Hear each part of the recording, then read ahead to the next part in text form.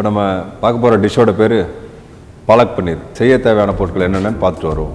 பன்னீர் 150 gram, palak paste 150 gram, பொடியாக நறுக்கிய பூண்டு 10 கிராம், ஜீரகம் 5 கிராம், பொடியாக நறுக்கிய வெங்காயம் 50 கிராம், பொடியாக நறுக்கிய தக்காளி 50 கிராம், பொடியாக நறுக்கிய பச்சை மிளகாய் 5 நம்பர், ஜீரா பவுடர் 1 சிட்டிகை, சாட் மசாலா 1 சிட்டிகை, cream 30 ml, Julian ginger 10 gram, சமையல் எண்ணெய் 50 ml, உப்பு தேவையான அளவு. இப்போ நம்ம செய்ய தேவையான பொருட்கள் என்னென்னு பார்த்தோம். இது ரொம்ப சிம்பிளான டிஷ்.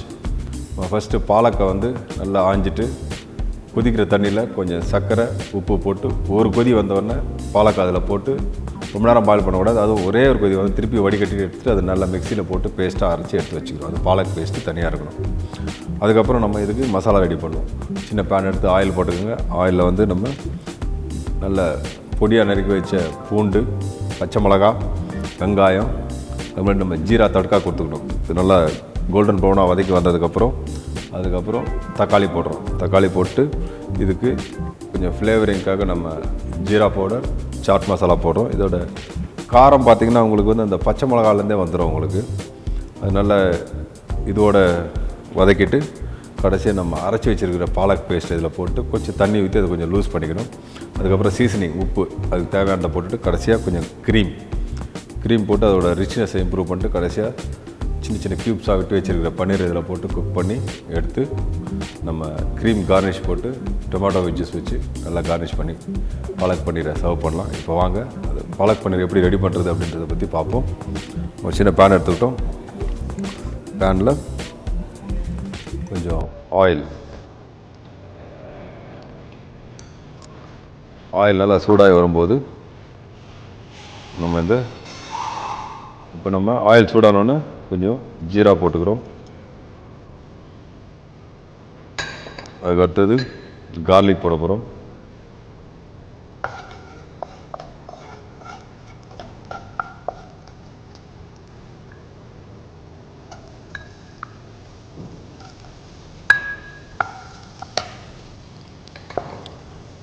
அடுத்தது க்ரீன் சில்லிஸ். நம்ம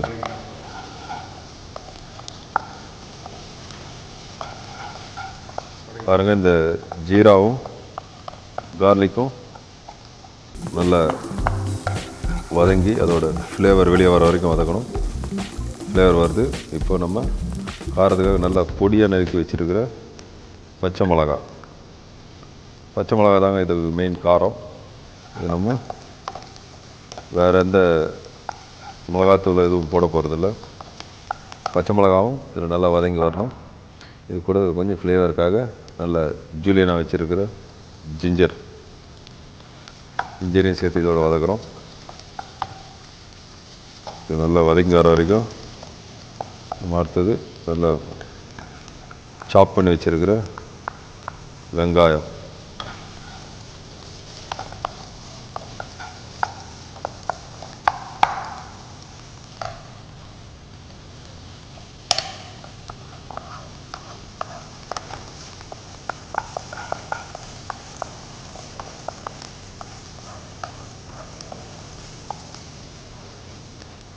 வெங்காயம் நல்லா வதங்கி வந்ததுக்கப்புறம்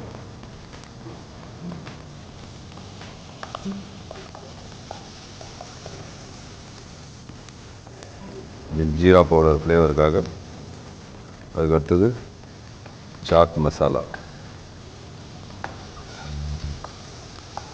இதோடய சேர்த்து நல்லா வதக்குறோம்.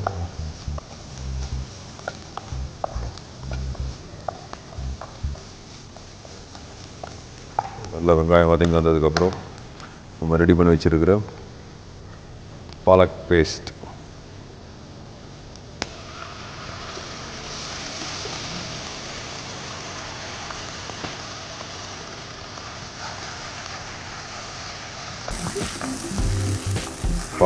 இந்த மசாலாவோட நல்லா எல்லா இடத்துலையும் படுற மாதிரி பண்ணோம். இது கூட நம்ம கொஞ்சம் தண்ணி சேர்த்துப்போம்.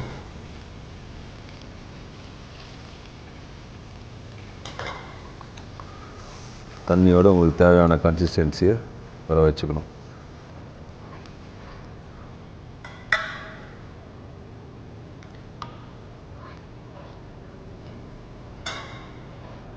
பாருங்கள், கொஞ்சம் கொதிக்கணும். இது கூடவே நமக்கு தேவையான அளவு உப்பு. இது நல்லா கொதித்து வரும்போது நம்ம தக்காளி சொல்லியிருந்தேன். நான் தக்காளியை நல்லா ஃபைனாக சாப் பண்ணி வச்சுருக்கிறத இதில் போட்டு நல்லா கொதிக்க வைக்கணும். தக்காளியோடு சேர்த்து இது கொதித்து வரும்போது கடைசியாக நீங்கள் இந்த பன்னீர் இந்த கிரேவியில் போட்டு கொதிக்க வைக்கணும். இது நல்லா பன்னீர் கொதித்து வரும்போது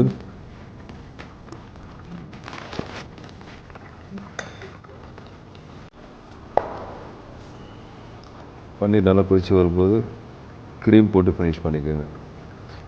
க்ரீம் போட்டால் கொஞ்சம் ரிச்சாக வரும்.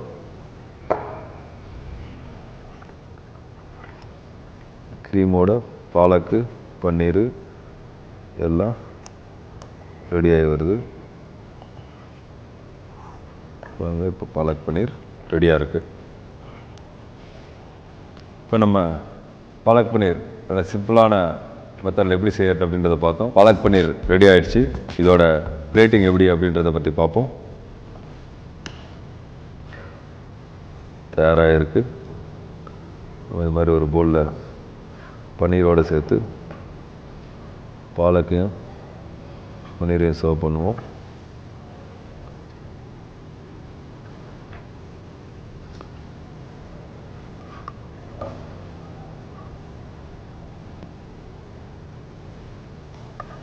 பாலக் பன்னீர் ரெடியாக இருக்குது. இப்போ நம்ம வந்து க்ரீம் கார்னிஷ் கொடுப்போம். அது கலர்ஃபுல்லாக இருக்கும். இது மாதிரி அதுக்கப்புறம் இந்த ஜிஞ்சர் ஜூலியனை அலங்கரிப்புக்காக போட்டுக்கலாம். ஒரு சின்ன ரோஸ் செஞ்சு வச்சிங்கன்னா ரொம்ப அழகாக இருக்கும். பாலக் பன்னீர் ரெடி. இப்போ பாருங்கள், இது மாதிரி நல்லா கலர்ஃபுல்லாக நியூட்ரிஷியஸ் பாலக் பன்னீர் தயாராக இருக்குது. இது ரொம்ப பாப்புலரான ஐட்டம். பார்த்திங்கன்னா அது ரொம்ப நார்த்தில். இப்போ நம்ம எல்லாருமே வந்து ட்ராவலிங் வந்து இப்போ எக்ஸ்டென்சிவாக இருந்தாலும் எல்லாரும் ஃபுட்டையும் பார்க்குறாங்க. இப்போ எல்லோரும் ஃபுட்டையும் டேஸ்ட் பண்ணி ரொம்ப விரும்பி சாப்பிட்றாங்க. இப்போ அதனால் இது நம்ம சவுத்தில் பார்த்திங்கனாலும் இதை ரொம்ப விரும்பி சாப்பிடுவாங்க. இதை கண்டிப்பாக வீட்டில் ட்ரை பண்ணி பாருங்கள்.